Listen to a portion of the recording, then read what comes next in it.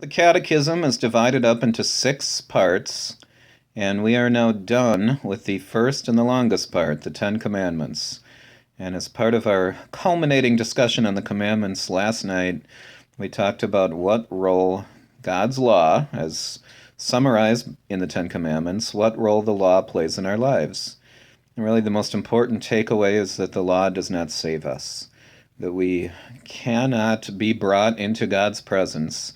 We cannot be made holy by following the law, because we literally can't. We looked at a passage in Matthew last night where Jesus said, "Be perfect."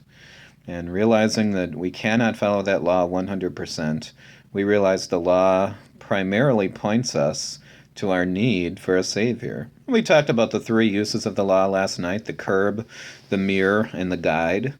And I think the kids got that really important concept. We're going to keep reviewing that all year long: the curb, the mirror, and the guide, the 3 uses of the law in our lives. And with that in mind, we're ready to move on in the Catechism. And we are moving to the second of the 6 chief parts, which is the Apostles' Creed.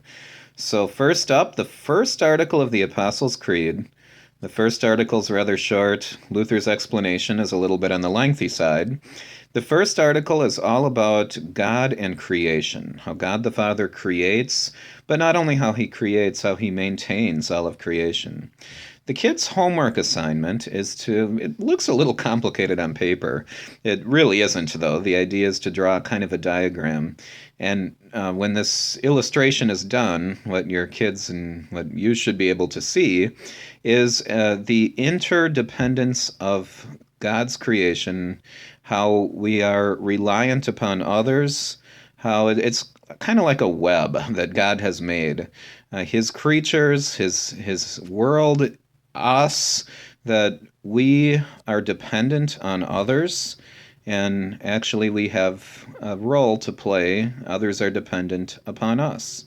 So that's where we're going with our discussion next week on the first article: interdependence, relying on others and others relying upon us.